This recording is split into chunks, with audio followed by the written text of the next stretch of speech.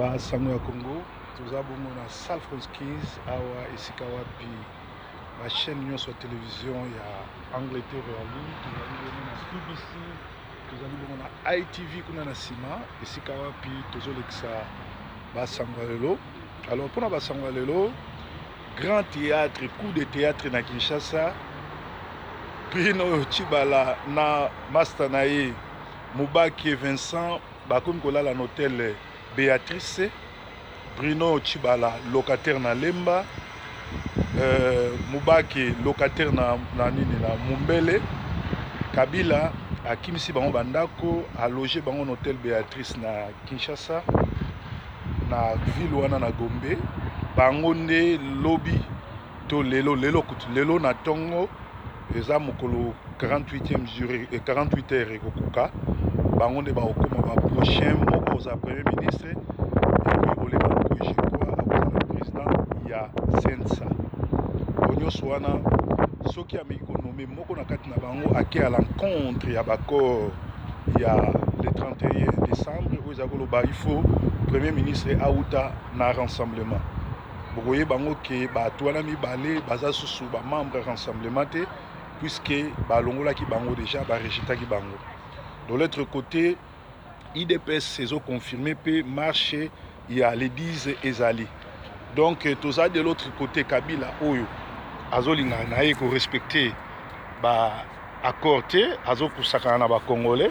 Puis de l'autre côté tous ali bongo na ba congolais ba to bazalaki na Tshisekedi bato balobi baza opposant bato basalaki ba vidéo que il y aura plus une journée na Kabila après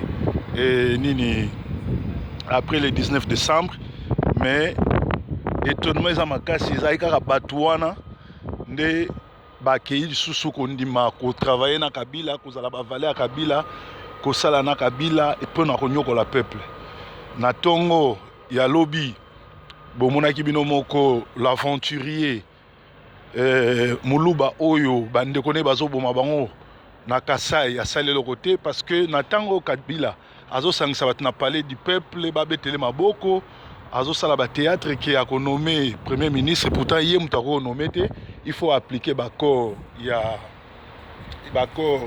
ya nini ya le 31 décembre chaque butu azotindaka ba soda ya ba Rwandais bakende ko bomaka bato na Kananga. Donc chaque boutou lobby to déployer qui plus de 2500 couples na bana na ba mama na mibali ba bomi bango tout simplement parce que bazali bato Katanga et kamuna sampu ba bomaki tout simplement parce que a remarqué que na Katanga ba Rwandais ba komaki tellement ebele yango alobaki ba Rwandais ba bima pour izamboka na bango te yango bomonaki ba bomaki. Donc bomoni bino moko ke bato wana bazoboma mikolo nyonso na Kananga mikolo tout chaque butu bazokota na bandaku koboma kokunda na ba fausse commune mais Kabila lera ye liboso ya congrès alobi ke kimi eza na mboka kimi ezongi na est mais abeti ata lisolo ya Kananga te pe abeti lisolo ndenge azosala ba massacre te. Alors ba notoire nyonso ya tous les Kasai esengeli bosangana po bo arrêter massacre ozosala na Katanga na Kasai ba mama ebele na Canada na Paris na Suisse ba benginga pona kolela ke bandeko na bango banoko na bango batata mwasi banani bakufi surtout mama Mbombo na Canada abengaki nga na kolela mama ani Mbombo abengaki nga na kolela ke famille na ye mobimba basi. Alors tozosenga na bandeko nyonso ya Kananga ya Mbujimai en tout cas bosangana pe bandeko nyonso to ba congolais tozala sima ya bandeko oyo po epa na bango massacre ezosalama pe bazolela bana bango. Alors eloko nini tokoki kozwa lokola conseil lokola liteya ezali komona ke Kabila azali bongo muto alingi kimia te. Kabila azali yende moko muto azomema ba problème na Congo ye moko nde azali bongo source ya bozoba nyonso na aventure nyonso zoleka na Congo. Kokende ya Kabila ezali souci ya biso nyonso tout pe oza malamu po ete Congo mobimba ekoma malamu ekoma na kimia. Alors congolais esika nyonso yozali na mboka nyonso yali biso nyonso tozosangana mpona kobute Kabila dehors. Tala ba théâtre azosala ba massacre koboma kodétruire nyonso mais na Kinshasa azo apparaître lokola kimia ali, mais en réalité bato nyonso to bayebi ke kimia ezate na mboka et Kabila nde azali le problème. Kabila azali mutu moko azokotisa baétranger na mboka, akoti armée rwandaise na mboka, akoti ba ougandais na mboka po baboma badétruire ba congolais, et azo travailler azali bongo soutenu par des rwandais karaté, mais avec des congolais de père et de mère oyo baza ko soutenir. Donc ezali mawa mingi komona makambo ezoleka na Congo, eza mawa mingi komona nyonso tu ndenge ezoleka, eza mawa mingi komona ndenge bazoboma ba congolais, pe eza mawa mingi komona Bruno Tshibala na ndeko na ye bango mibale ba locataire oyo afutelaka na Lemba, mosusu afutelaka na Mombele, nde bani bakoma ba premier ministre ya lobby, pe moko akoma président ya suivi ya banini ya ba action ya élection. Donc tu komona siko pourquoi Kabila azali kosenga 3 noms, parce que na kati ya IDPS azaki na ba infiltré na ye, azaki na batu na ye oyo bazalaki wana po na kosala makambo nyonso tu oyo ya kodite bango. Sikoyo toye ko comprendre po na nini atelemelaki kaka 3 noms. Alors l'air à comprendre que biso to comprendre to kopesa 3 noms te, ba congolais ba comprendre que opesa 3 noms te, ayi ko bimisa na poisa na discours na ye azaki na tanga likambo moko ko lebate sur sécurité en mboka, sur la tuerie, sur ndenge dégradation en mbongo esalami, et puis il a un président de la République ya mboka ye moko akotisi ba 5000 francs ya biko, no bakotisi ba faux ba billet na mbongo ya ba francs congolais bazolia na Congo.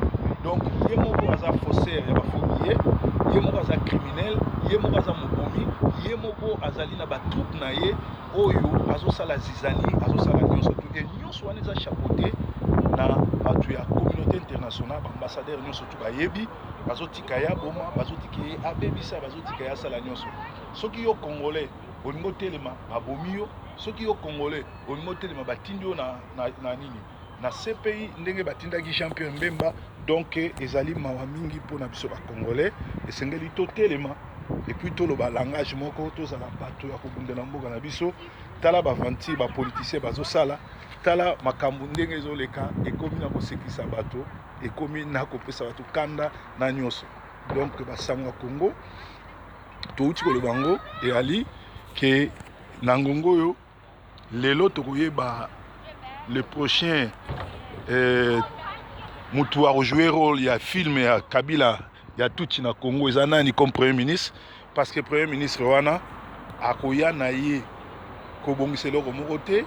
Tomoni siko ke Kabila azosakana na ye na ko retarder temps, na ko jouer na temps, tango bino akobimisa premier ministre mosusu et créer ce problème. Mutu wana vandi 3 mois 4 mois yibi mbongo tozwa lokola Bruno Tshibala na ndeko na ye Mobake o bazala tout le temps ba locataire moko na Lemba, moko na Mombele, eloko ya liboso soki ba nommé bango ezala bayiba mbongo basoma bandaku, bayiba mbongo basoma bilamba, bayiba mbongo basala nyonso bakoki kosala, bakozala ta na plan moko ya kobongisa mboka te. Soki tembe batu na moninga na bango na kombo ya nani ya na kombo ya vieux badi banga vieux fufu asali 4 mois décision ni nazui abongisi nini entre temps na mboka ne na kananga baso boma pe baso massacrer bato. Donc ezali mawa mingi pona classe politique congolaise, mais loko malamu ali IDPS na ba combattants nyonso bazala Kinshasa ba réitérer volonté na bango ya ko marcher les lundi. Donc bozala ebele na ko marcher po na kobundela mboka. Donc tozala ebele na mokolo wana ekozala malamu. Donc tozo seka tozozela totala premier ministre ekozala Mobake to ekozala bongo le vieux badi bangasi a démissionné to ekozala bongo nani Tshibala. Quant à lui, ça la déclaration contre rassemblement, de souhaiter bonne chance. Nzambe na lola abatela ye, Nzambe na lola azala na ye, mbongo o bakozwa babongisa ba famille na bango, basoma bandaku, mais bayeba ke peuple akojijaka bango un jour. Balinga te, bato nyonso baza contre ba Congolais, bato nyonso surtout bale ba travailler na Kabila et ezala mawa mingi mpona bango. Donc tolobaki ete soki Kabila a nommé Mubake to a nommé moko ya bato oyo IDPS alongoli ezali kosala nyonso surtout contre bakor pe ekomema jamais kimia na mboka. Donc ezala malamu mpona Kabila a libéré mboka akende na kimia po ete Congolais ata moko alingi ete kimia na yesu ezala na bino. Ndenge tolobaki ba Congolais nyonso baza na étranger ezali devoir na biso ya kofunda Kabila, ya kokoma mikanda, ya kodénoncer ba tuerie, ba massacre ezosama na Congo, pe koyebisa communauté internationale ke na Congo bato bazoboma na Kananga ezali bongo bato ya Kamina Santé, mais ezali bongo Gédéon na groupe na ye nde bakomi batuer oyo bazosala mosala oyo Kabila atindi bango. Donc ezali bongo mawa mingi po na mboka na biso, mawa mingi po na Congo, mawa mingi po na bato nyonso oyo bazotravailler na occupation. Donc ezalaki basango ya Congo na ntongo ya lelo, Nzambe na nga abatela bino, azala na bino, apesa bino kimia, to continue kotala lelo ekozala ndenge nini osalama pe makambo yango eke ndenge nini nani ya Bruno Tshibala na Mubake bakonome ministre ya Rwandais occupation pour asala volonté ya Rwandais. Donc Nzambe aleka na kobatela bino kimia ezala bandako na bino, tokoseka lisusu tango tokomona invanupier akoya lisusu awa pour na kosala kaka volonté ya occupation. Donc biso ba Congolais tozala ini ba oyo bazopesa biso confiance, ba continuer kopesa biso confiance, ba s'enregistrer ebele na Front pour la libération totale du Congo et Nzambe akopesa biso kimia. Mouzé Kabila lobaki la lutte sera longue et populaire, et Seigneur na biso toyebaki lutte yango ezala vraiment longue et populaire. Bonne journée. André qui a Sentinelle TV. Merci, bye bye.